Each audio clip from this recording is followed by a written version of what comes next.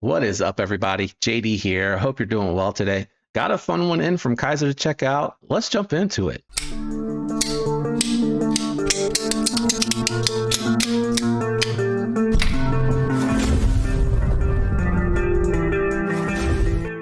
All right, guys, we have the Kizer Tomb. Really been waiting a long time for this one to come in. It's gone through the pass around slowly, and I think I kind of know why. First, the aesthetic of this one, the handles themselves look like an old Western tomb box. I'm assuming that's why they call it that. I know it's not the tombstone, but it is the coffin style that I think that is really interesting and the namesake for this one as well. Very, very unique aesthetics on this one. They are aluminum scales, very well coated. They do have steel liners internally as well, which I think adds to the strength on this particular one. It is a front slash top flipper only. I've tried to do it just from the top there, and I can get it, but it is a little bit uncomfortable for me. So I do like to do the traditional front flipper style on this one. You got Nitro V. I think it's still, yeah, Nitro V. It is Nitro V. Sorry. For a minute, I blanked on that one. Nitro V blade steel on this one. And again, a very unique aesthetic on this one. Now, before we get to that, what I will say, I took it downstairs to do some cutting with it, and it was very, very comfortable in the hand. It's almost like Para 3 level when you think about how the handle ratios are a little bit off from the blade, but it's more about the ergos and the comfort of the hand and then giving you a very functional blade. This had a nice factory edge and it cut through everything very well and everything that I tested it on. So I do appreciate that a ton. But what I really think is this one here is just really meant to kind of choke up. I really think that that's the way that this works.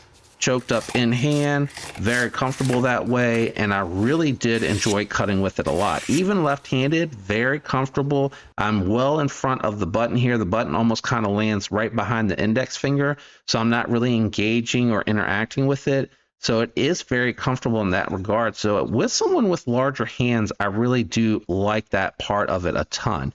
Now, what I do think throws this off a lot is generally most knives kind of stop like pretty close to the pivot. There's a little bit extra left on here. I would say like your lines usually end. Do I have something that I can use here? I do.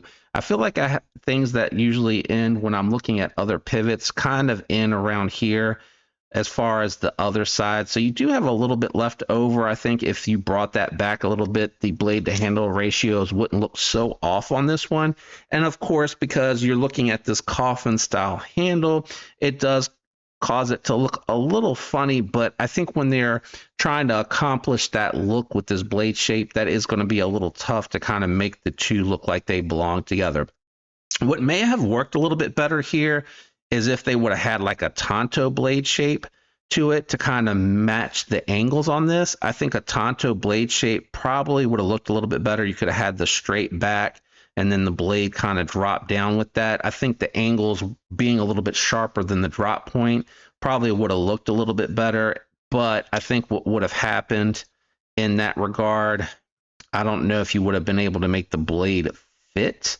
Because when you look at where it's really hard because there's not a lot exposed at where it stops. I think for it to come straight, you're like looking at the tip sticking out a bunch. So I don't know if that would have worked, but I was just thinking of like what would have looked good with this. Maybe like a drop Tonto. I don't know. I think that's the only thing that really throws me off in that regard, but very comfortable in hand, very, very comfortable ergos. Excellent geometry, super slicey Nitro V blade steel. The jimping was really nice as well because I liked moving back and kind of putting it back on this part of the jimping to do my cutting. Even when I was doing the heavier cuts with it, I was doing that just to stay out of that really nice sharpening choil that they threw in there. But the action on here is just stupid good. It is one means of deployment, so you can only use that front flipper. But it's really tuned very well, and you can do the old wrist flick as well on this, and it works. It's really well tuned, guys. Let's do some size comparisons to give you an idea of where this one kind of falls in at.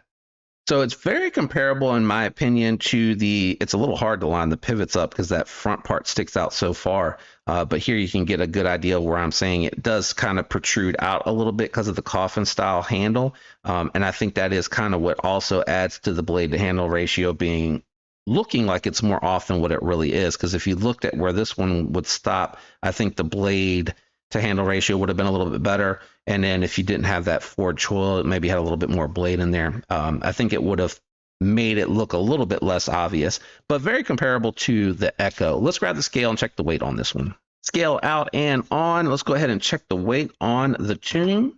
Coming in at 3.4 ounces. So I would say that's pretty much par for the course for a knife of this size with aluminum scales that is a button lock.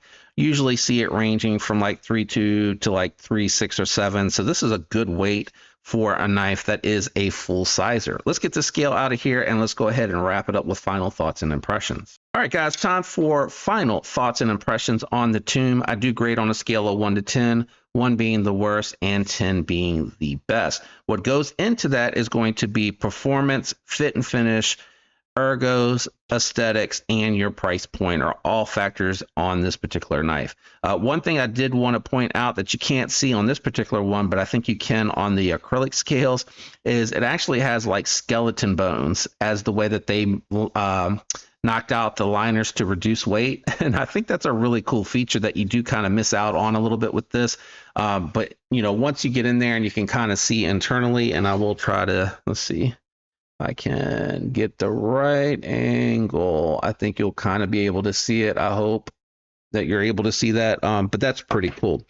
Now, I will say aesthetically, this one here, not exactly the prettiest knife that I've ever seen, but it does have a little bit of that cool factor when it's closed. So I do think that kind of makes up for it. Also, what really helps this one a ton is definitely going to be the ergos. While it may not be the prettiest knife out there, which I think you could say that about some Spydercos, to be honest, it's actually a really, really good performer in the hand. It's super comfortable, very natural hand position, lots of room to choke up, excellent sharpening choil on this one, which you don't see a lot from some of your Kizers, but you do got to be careful when you're cutting something that you can slip into these style notches here for the sharpening choil. So you just got to remember to kind of push up or use your thumb to kind of help as a buffer if you're cutting through something thick, or your finger to guide you if you're out here on the tip. So really easy to overcome that, just something to be mindful of when a sharpening choil is done like this. So ergonomically, it does help pull the score up is what I wanted to point out.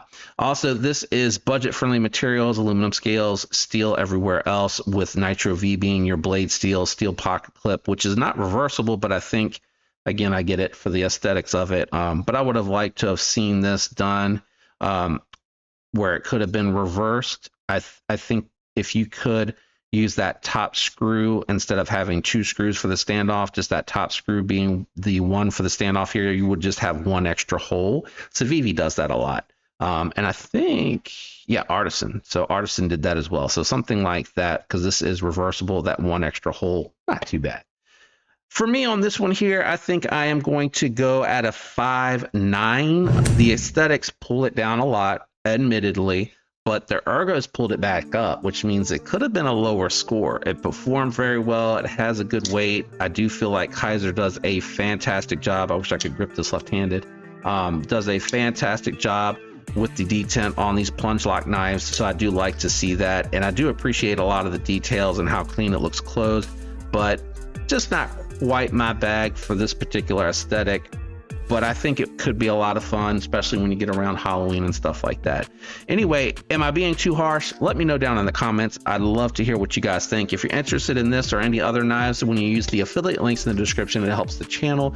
If you choose to do so, thank you very much. I appreciate that very greatly. Yeah, if you enjoyed the video, a like would be appreciated. If you're not subscribed, definitely consider subscribing, and a special shout out and thanks to my channel members out there. Love you guys. I'm out of here. I hope all of you have a fantastic week. I'll catch you on the next one. Peace.